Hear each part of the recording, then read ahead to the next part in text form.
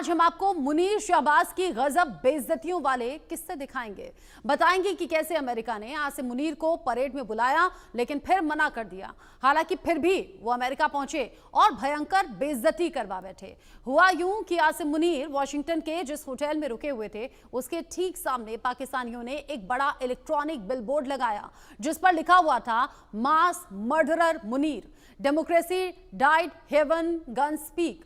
Asim Munir, your time up, Pakistani will rise, Pakistan will rise, इस तरह के नारे यहां पर लिखे हुए थे। प्रदर्शनकारियों ने नारे लगाए, आसिम मुनीर इस्लामाबाद का कातिल है और शेम ऑन यू। दरअसल ऑपरेशन सिंदूर के बाद पाकिस्तानी हुक्मरान जहां भी जा रहे हैं उन्हें वहां ऐसी ही फजीहत झेलनी पड़ रही है, वो गालियां खा रहे हैं।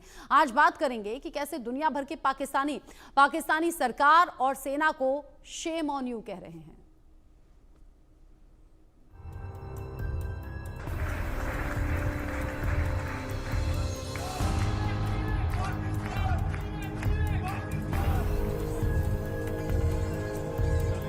असीम मुनीर, तुम गीदड़ हो।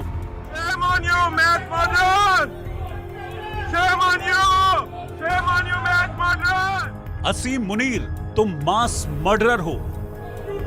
Shame on you! Mass murderer! Shame on you! Field marshal Munir Pakistan में लोकतंत्र का हत्यारा है।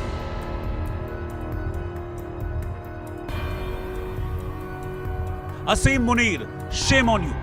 Shame on you! अमेरिका पहुंच बुरे फंसे असीम मुनीर, बढ़ी मुश्किलें। वॉशिंगटन में असीम मुनीर की गजब बेइज्जती की तस्वीरें सामने आ रही हैं। अमेरिकी पाकिस्तानियों ने मुनीर का भारी विरोध किया। अमेरिकी पाकिस्तानियों का गुस्सा फूट पड़ा और देखिए कैसे इन लोगों ने मुनीर शर्म करो के नारे लगाए। Shame on you! Mass murderer! Shame on you!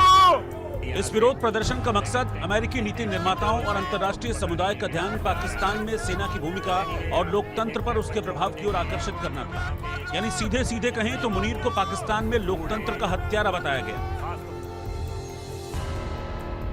प्रदर्शनकारियों ने हाथों में तख्तियां और बैनर लिए हुए थे जिन पर पाकिस्तान में मानवाधिकारों के हनन, लोकतंत्र के दमन और पत्रकारों पर अत्याचार को लेकर नारे लिखे हुए थे। असीम मुनीर वॉशिंगटन के जिस होटल में रुका था उसके ठीक सामने पाकिस्तानियों ने एक बड़ा इलेक्ट्रॉनिक बिलबोर्ड लगाया और देखिए उस पर क्या फ्लैश हो रहा है।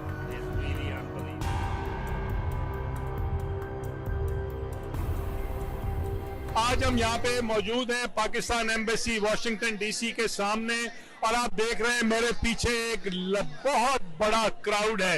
ये पाकिस्तानी अमेरिकन हैं जो अपना जज्बे के साथ आज यहाँ पे पहुंचे हैं आसिम मुनीर की विजिट के खिलाफ प्रोटेस्ट करने, आसिम मुनीर को ये पैगाम देने कि आपने जो वहां पे मार्शल लॉ लगाया हुआ है वो एक्सेप्टेबल नहीं है। हमें आपने जो इमरान खान को कैद में रखा हुआ है वो आपको खत्म करना पड़ेगा, हमारे कैदियों को रिहा करना पड़ेगा, हमारी जो पार्लियामेंट में जो हमारी सीटें हैं वो हमें वापस देनी पड़ेगी जो छीन गई हैं। ये जो आप कॉन्स्टिट्यूशनल अमेंडमेंट्स कर रहे हैं ये नहीं चलेंगी। देखिए कैसे पाकिस्तानियों ने अमेरिका में अपने दूतावास का ही घेराव किया और शेम ऑन यू के नारे लगाए। मुनीर को जमकर ट्रोल किया। वॉशिंगटन डीसी में पाकिस्तानी अमेरिकियों के विरोध के बीच असीम मुनीर भागने को मजबूर हो गए। Shame on you! Mass murderer! Shame on you! Pakistan के पूर्व प्रधानमंत्री इमरान खान की पाकिस्तान तहरीक इंसाफ पार्टी ने भी असीम मुनीर के भारी विरोध होने का एक वीडियो शेयर किया है जिसमें दिखाया गया कि बड़ी संख्या में पाकिस्तानी लोग वॉशिंगटन में असीम मुनीर का विरोध कर रहे हैं। वो कह रहे हैं कि पाकिस्तान में हमें लोकतंत्र चाहिए, सेना का शासन नहीं। हरामजादे बनेरे मिस्त्री और तू बाहर रात बेशर्म इंसान, तेनू कतन किसे किस्म की शर्म नहीं है। तेनू तू उत्थे बंदे ने गोली चलाई, इस्लामाबाद बंदे मार दिते और इत्थे आके छुप के बैठ गया अंदर। तू बेशर्म इंसान। दुनिया जान चुकी है कि पाकिस्तान की फौज अब पाकिस्तानियों पर बोझ बन चुकी है। जनता जो दशकों तक चुप रही अब सवाल पूछ रही है। कुल मिलाकर ऑपरेशन सिंदूर में भारत के हाथों बुरी तरह पिटे पाकिस्तान का अंतर्राष्ट्रीय स्तर पर शर्मसार होने का सिलसिला जारी है। कहा गया था कि डोनाल्ड ट्रंप ने आसिम मुनीर को अमेरिका में होने वाली सैन्य परेड में बुलाया है, लेकिन यह भी साफ हो गया कि यह खबर फर्जी थी। इसे लेकर व्हाइट हाउस ने भी चुप्पी तोड़ी। अमेरिका ने रविवार को उन रिपोर्टों को खारिज कर दिया कि पाकिस्तान के सेना प्रमुख असीम मुनीर को वॉशिंगटन में आयोजित सैन्य परेड में अतिथि के रूप में बुलाया गया, जिसके बाद मुनीर पाकिस्तानियों के बीच कार्यक्रम में हिस्सा लेने पहुंचा और फर्जी जोश भरता दिखा।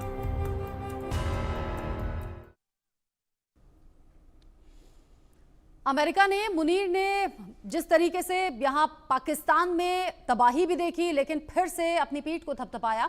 अब अमेरिका में पहुंचे हुए आसिम मुनीर ने ऑपरेशन सिंदूर में भारत से मात खाने की बात कबूली भी है और कहा कि हमने संयम दिखाया है लेकिन ये कमजोरी नहीं है, यानी पाकिस्तान ने सिर्फ भारत से मार खाई है। सुनिए। Sacrifice a lot to preserve this country. You all, everyone, in their respective capacities, everyone. And I had said, Alhamdulillah, we know how to defend it. Don't test our patience. We will sacrifice everything for the sake of this country. Yeah, Alhamdulillah.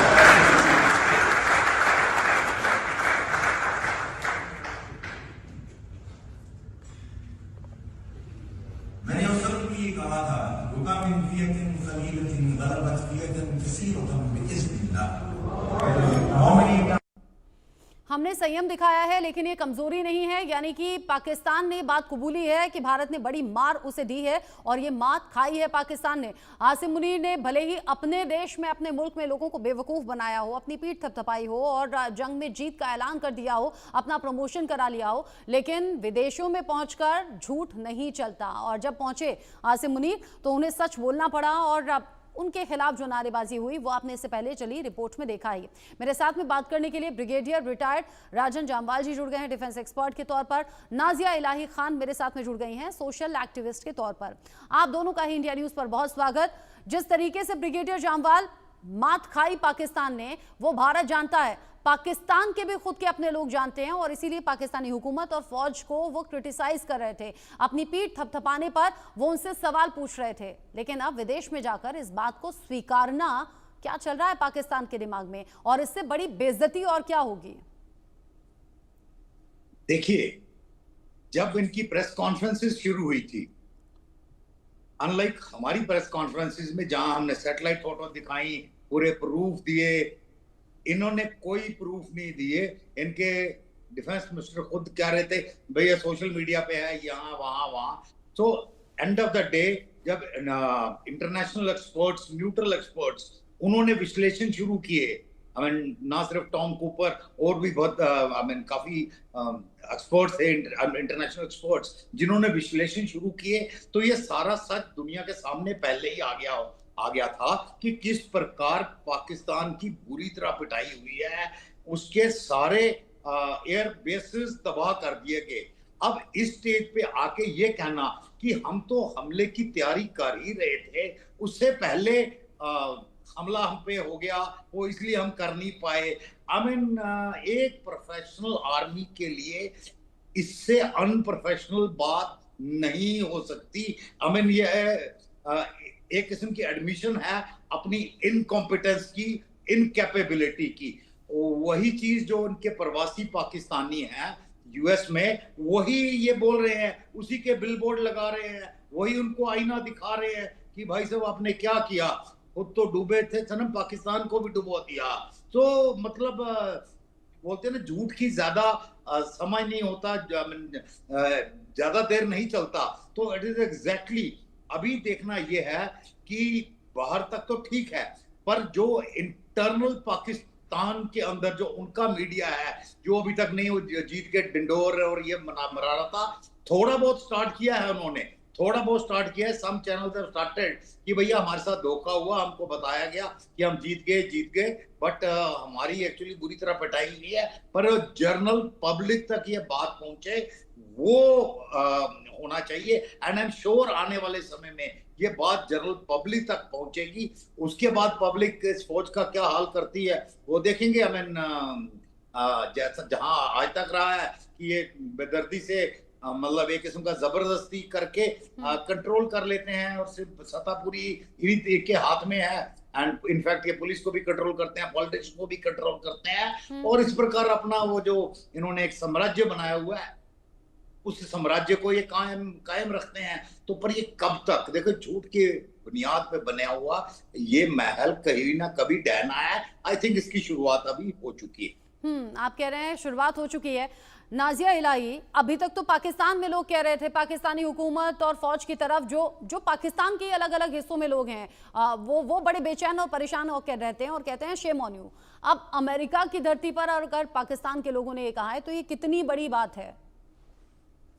रचना जी, इस्लाम जो है ना वो अकल का काम नहीं है, नकल का काम है। ये आपने भी कई बार सुना होगा, और मैं तो क्योंकि मुस्लिम कम्युनिटी से ही आती हूँ, लेकिन ये तो नकलची बंदर भी अच्छे नहीं है। हमारे भारत के डेलीगेशन में जितने भी अपोजिशन लीडर थे वो भी गए थे। क्या इन्होंने इमरान खान को भेजा अपने डेलीगेशन में? नकलची बंदर तो बन गए, लेकिन नहीं भेजा। अब सोचिए कि जो यूनाइटेड स्टेट ऑफ अमेरिका जो इनको लोन देता है IMF का, और लोन दे करके इनको और रोटी बोटी दे करके इनको सशक्त बनाने की कोशिश करता है कि तुम टेररिस्ट को और पालो पोसो, वही अमेरिका के टाइम स्क्वायर बिलबोर्ड पर लिखा जाता है कि लूजर है आसिम मुनीर, और लायर है मुनीर, और लूटर्स है जरदारी और नवाज। ये यूएस के टाइम स्क्वायर बिलबोर्ड पर रहता है। क्या पाकिस्तान और बिलावल भुट्टो या नवाज शरीफ या शहबाज शरीफ या आसिम मुनीर इस बात से इनकार कर सकता है कि बेनजीर भुट्टो की मौत इन्हीं के पाकिस्तान के लोगों ने किया? उसके बाद फिर जुल्फकार अली भुट्टो का मर्डर इन्हीं के यहाँ हुआ, और जब बेनजीर भुट्टो का मर्डर इनके यहाँ हुआ तो कुतिया के गले में घंटी बांध करके इन्होंने नचवाया था, लालटेन बांध करके कि ये देखो ये है बेनजीर भुट्टो। मोहम्मद अली जिन्ना की बहन फातिमा, उसका भी मर्डर हुआ, जिसको मादरे मिल्लत कहा जाता था, कायदे आजम जिन्ना कहा जाता था। तो ये इनके हाथ खून से रंगे हैं, और ये जिहाद के जस्टिफिकेशन पर जिस हिसाब से इस्लाम का झंडा बुलंद करने के लिए आतंकी वहशी जानवर बन चुके हैं, अब इनकी बेइज्जती कोई नहीं रोक सकता है। ये अपने आप में कसम खा चुके हैं कि ये इस्लाम के जस्टिफिकेशन पर ज़ॉम्बीज बने रहेंगे, तो इनकी बेइज्जती तो इनके तकदीर में लिखा ही जा चुकी है। अब जो बेइज्जती है वो पाकिस्तान से निकलकर बाहरी देशों तक में जा रही है, और पाकिस्तान बेनकाब बार बार होता रहा है। इससे पहले जब आसिम मुनीर ने अपना खुद का प्रमोशन करवाकर फील्ड मार्शल खुद को कहलवाया, तब भी विदेशी धरती पर फील्ड मार्शल को फ्रॉड मार्शल कहा जा रहा था, शेम ऑन यू कहा जा रहा था। और इसमें एक लंबी चौड़ी लिस्ट है, सिर्फ आसिम मुनीर अकेले नहीं है, शहबाज शरीफ अकेले नहीं है, बल्कि एक लंबी फौज है जिस पर सवाल उठाया जाता है, और पाकिस्तान की बदकिस्मती को लेकर यहाँ सवाल पूछे भी जाते रहे हैं। ब्रिगेडियर जामवाल, आज पाकिस्तान पूरी तरह से बदकिस्मत ही तो है जिनके हाथों में खेल रहा है, और ये आज की बात नहीं है, ये तो पाकिस्तान की हिस्ट्री आप खंगाल लें। हर कोई आया, अपना फायदा देखा, अपनी जेबें भरी और निकल लिए। एक बार फिर से वही चीजें हो रही हैं, लेकिन अब तब से लेकर अब तक अंतर यह है, पाकिस्तान आज पहले से ज्यादा कंगाल और बर्बाद है। देखिए, बदकिस्मत पाकिस्तान की पॉपुलेशन है कि उनको ऐसे हुक्मरान मिले, but then there is a saying कि you get the government you deserve. तो शायद मतलब इशारा कर रही थी नाजिया जी कि जिस तरह पाकिस्तान बना, जिन हालात में बना, शायद उन हालात में मतलब एक रिलीजियस कल्ट का बोल लीजिए करके तो यही नतीजा होना था। It couldn't have been a vibrant democracy, because दुनिया में कहीं भी आप एक अपना दिखा दीजिए मेरे को एक मतलब Islamic country which is a democracy. I mean democracy and Islam, I don't think so वो साथ साथ चल सकते हैं। तो इसलिए यही होना था। ज्यादा खराब क्या हो गया कि मोस्ट ऑफ द टाइम ये मिलिट्री डिक्टेटरशिप के नीचे रहे हैं, और खासकर जियाउल हक के टाइम जब वो मिलिट्री डिक्टेटरशिप और थियोक्रेसी यानी कि रिलीजियस फंडामेंटलिज्म, इन दोनों का मिलाप हो गया, तो एक किस्म का वो बोलते हैं ना अल्टीमेट अनार्की आ गई तब से। अगर जियाउल हक से पहले के देखें, चलो मिलिट्री डिक्टेटर थे पर वो थोड़े से लिबरल टाइप लोग थे। जब से जियाउल हक आए, उन्होंने पाकिस्तान आर्मी और पूरे पाकिस्तान का इस्लामाइजेशन किया, एंड कश्मीर इनके लिए जगुलर वेन बन गया, एंड बाकी सारी चीजें जो हुई, मतलब the clergy came up and the terrorist group came up, और ये सारा कुछ जब जियाउल हक के टाइम हुआ, उसका नतीजा यही होना था। आप जिस प्रकार के बीज डालोगे वैसे ही पौधे निकलेंगे। तो आपने ये सब किया, तो आज आप सफर कर रहे हैं, आज पूरा दुनिया आप पे हंस रही है, आपकी मतलब अगर पाकिस्तान अमेरिका में भी बोलते हैं ना, वो कभी मतलब किसी काम को ट्रंप ने गलती से बोल दिया Pakistan make some good products, तो पाकिस्तानी एक दूसरे को पूछते हैं ओ भाई हम क्या बनाते हैं, आई मीन हम क्या बनाते हैं, उनको खुद नहीं पता, because actually they make nothing, वो तो कुछ भी नहीं बनाते। तो ये अभी मतलब जो भी जियाउल हक के टाइम का निकला हुआ एक सर्कल है जिसको हमारे काल चक्कर बोलते हैं, ये काल चक्र भी खत्म होने पे है। एंड मतलब जिस तरह ये अब आया था उसी तरह सिमट के, जैसे बोलते हैं ना एस्ट्रोनॉमी में बिग बैंग, उसके बाद फाइनली बिग क्रंच कि भी उसी तरह वापस जाएगा। तो एग्जैक्टली ये पाकिस्तान अभी जिस प्रकार बना था उसी प्रकार टूटने की कगार पे है। एंड ये टूट के इसके हिस्से से हो जाएंगे, हार्डली कुछ नहीं बचेगा। इट इज जस्ट दैट कि वो एक जो पॉपुलेशन है, लार्ज पॉपुलेशन, वो सफर करेगी। वो बेचारी वैसे भी 75 साल से सफर कर रही है, and you can only feel bad for them because आप उसमें कुछ नहीं कर सकते। यानी आप ये बता रहे हैं कि पाकिस्तान टूटने की कगार पर है, अब पेशेंस जो है वो लोगों का खत्म हो रहा है। आप इशारा कर रहे हैं बलूचिस्तान की तरफ, आप सिंध का इशारा कर रहे हैं, खैबर पख्तूनख्वा का इशारा कर रहे हैं, पीओके का इशारा कर रहे हैं। अलग अलग जगह जो लोगों का गुस्सा है वो अब बढ़ रहा है। लेकिन जो अभी हालात बने हुए हैं पाकिस्तान में, जिनके हाथों में हुकूमत होती है या जिनके हाथों में पाकिस्तान होता है, वो हमेशा मोटी खाल के भी होते हैं। और नाज़िया आपने तो अभी गिनवाया ना, जुल्फिकार का नाम, बेनज़ीर भुट्टो का नाम, ये सब ऐसे एग्जाम्पल हैं कि पाकिस्तान कभी किसी का सगा नहीं हुआ। हो सकता है आज जो हुकूमत में बैठे हैं उनकी उल्टी गिनती भी शुरू हो जाए। रचना जी, ये जो पाकिस्तानी है ना, ये 5 वक्त नमाज में कुलिया अय्युहल काफिरून पढ़ते हैं, मतलब हिंदुओं को काफिर बोलते हैं 5 वक्त की नमाज। और हिंदुओं से नफरत, भारत के हिंदुओं से नफरत करते करते ये खुद के दुश्मन बन चुके हैं। ये भारत के हिंदुओं का बुरा तो नहीं कर पा रहे हैं, लेकिन अपने खुद के दुश्मन बन चुके हैं। इस पूरी पृथ्वी में जितने भी देश हैं, कभी भी हमने सुना, अगर इतिहास के पन्नों को भी उठाकर देखा जाए तो कभी हमने सुना कि एक पूर्व प्रधानमंत्री का जेल के अंदर रेप हो रहा है? और कर कौन रहा है? जुडिशियल कस्टडी में रेप मिलिट्री कर रहा है क्योंकि वो अच्छा दिखता है। कितने आर्मी ऑफिसर है जिन्होंने खुद से खुद को शूट किया है और लेटर लिख करके गया है पाकिस्तान के आर्मी के, अब्बा आपने मुझे गलत जगह पर भिजवा दिया, यहाँ पर अच्छी शक्ल होने का मतलब है कि मेरा रेप होगा। पाकिस्तान के मदरसों में रेप होता है। आप सोचे कि पाकिस्तान ताश के पत्तों की तरह बिखर रहा है। आज पीओके उनके साथ नहीं रहना चाहता, आज खैबर पख्तूनख्वा साथ नहीं रहना चाहता, आज ब्लोच साथ नहीं रहना चाहता, गाहे बगाए सिंध प्रोवांस से आवाज उठ जाती है। तो ये चार तरफ जो चारों खाने चित होगा तो पाकिस्तान बचेगा क्या? The second thing is very important thing कि यहाँ पर ना डेमोक्रेसी है पाकिस्तान में और ना ही कोई कानून है, इसको मानना पड़ेगा। 2023 का एक मामला था पाकिस्तान के सुप्रीम कोर्ट में, जिसके जज ने एक शिया मुस्लिम को बेल दिया था और उस जज की हत्या कर दी गई, ये कह करके कि तुमने रसूल की मुखालफत की है, तुम रसूल के खिलाफ गए हो, तुमने एक शिया को बेल दिया तो कैसे दिया? अब आप सोचिए कि जिस देश में ब्लास्फेमी की सजा सुनाई जाती है, जिस देश में एक्स मुस्लिम का गला काटा जाता है, जिस देश में बाप बेटी का बलात्कार करता है और अबॉर्शन कराने के लिए लेकर जाता है मुंह बंद करवा करके, जिस देश में LGBTQ को सरेआम उसको नंगा करके मार दिया जाता है, जिस देश में फ्रीडम ऑफ स्पीच नहीं है, वहां का कानून तो दरहम बरहम हो चुका है। डेमोक्रेसी का मास मर्डर इन्होंने किया है। 1947 में 23.7% माइनॉरिटीज वहां पर थे, आज 1% बचे हैं। और जो 1% बचे हैं उसमें अगर बेटी पैदा हो जाए तो उसको 5 साल 8 साल की उम्र की बच्चियों की शादी, जो निकाह जो है कन्वर्ट करा करके 56 साल के और 60 साल के बूढ़े से कराया जाता है। वो बच्चियां अपनी एड़ियां रगड़ती हैं, लेकिन उसका हाथ पैर पकड़ करके और बिल्कुल जानवरों की तरह बांध करके उसका कन्वर्शन करवा करके बुढ़े के साथ निकाह करवाया जाता है।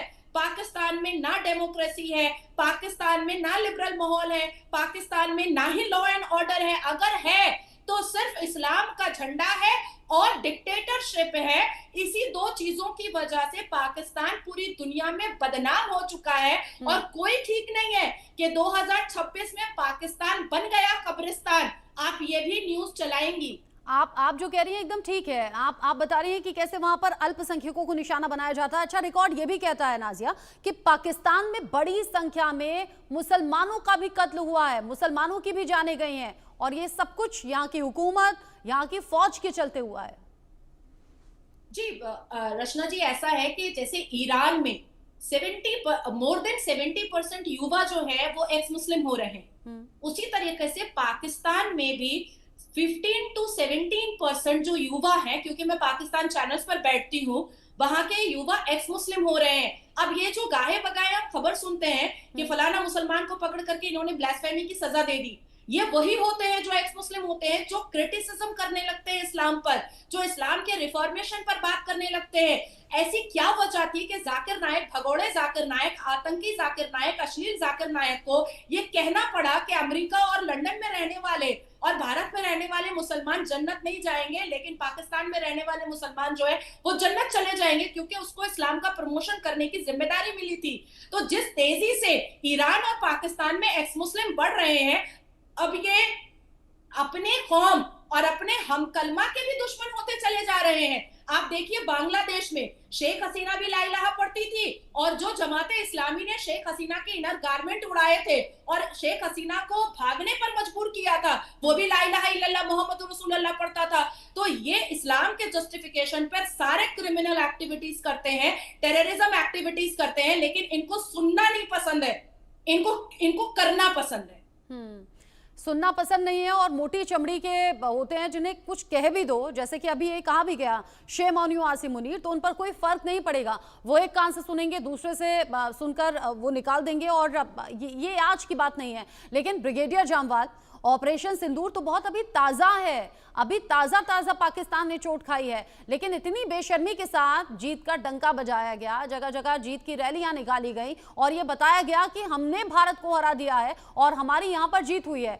फिर ये झूठी कहानियां गढ़ने में भी तो एक्सपर्ट हुए ना, फिर चाहे यहाँ गढ़े चाहे विदेश में गढ़े, लेकिन विदेश में झूठ क्यों नहीं बोल पाए?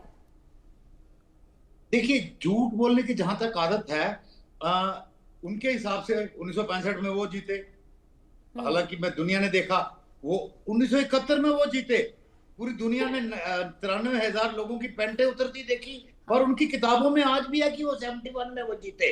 अब उनकी जो मतलब बच्चों को जो पढ़ाया जाता है कारगिल में वो जीते।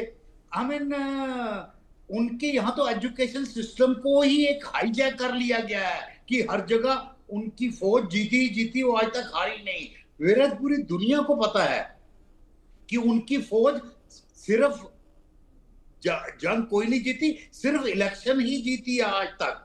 जंग सारी हारी है, छोटी हो या बड़ी हो, पर दुनिया को पता है। इसलिए जब ये लोग बाहर जाते हैं तो बाहर दुनिया को सारी सच्चाई पता है, ना सिर्फ 71 में क्या हुआ, बट इवन ऑफ सिंदूर में जिसका आप जिक्र कर रही थी कि क्या हुआ, कहां मारा, टेररिस्ट कैंप गए, मतलब एयर बेसिस गए, पूरा एयर डिफेंस सिस्टम गया, कितने तैयारे जमीन पे बैठे बैठे खत्म हो गए, और कहां मतलब बम और मिसाइलें गिरी हैं, दुनिया को सारा पता है। तो इसलिए दुनिया को बेवकूफ नहीं बना सकते। और जो इनके ही पाकिस्तानी बाहर रह रहे हैं वो दुनिया का मीडिया देख रहे हैं, अब उनको नेचुरली अफसोस हो रहा है, हम कहां से आए भाई, ये कौन लोग हैं जो हमको रिप्रेजेंट करने आ रहे हैं यहाँ पे, और उनको शर्म आती है बिकॉज वो बाकी लोगों से आंखों नहीं मिला पाते हैं। तो इसलिए ये आक्रोश इस प्रकार निकलता है कि ये जो मास होर्डिंग्स है, प्रोटेस्ट हैं, इसमें ये निकलता है। बलूचिस्तान में क्या हो रहा है, मतलब खैबर पख्तूनख्वा में क्या हो रहा है, पीओके में क्या हो रहा है, और अभी कुछ सिंध में भी शुरू हो गया है। तो मतलब कहाँ क्या हो रहा है, सबको बाहर सब कुछ पता है। सिर्फ यही शतरमुर्ग की तरह का अपनी आंखें बंद करके बैठे हैं। ये ज्यादा देर नहीं चलने वाला, बिकॉज अभी ना जमाना बदली हो गया है। अभी आप थोड़े दिन, 2 दिन, 15 दिन, 20 दिन छुपा सकते हो। सोशल मीडिया के आने की वजह से ये 15, 20 या मैक्सिमम 1 महीने के अंदर जो बाहर की खबरें हैं ये पाकिस्तान में भी फैलेंगी, पाकिस्तान में भी रोज फैलेगा। अब किसके मोबाइल बंद करोगे, अब किसका व्हाट्सएप बंद करोगे? बात है, अगर हम तक ये तस्वीरें आई हैं तो पाकिस्तान तक भी गई होंगी। पाकिस्तान में पहले से ही अपनी इज्जत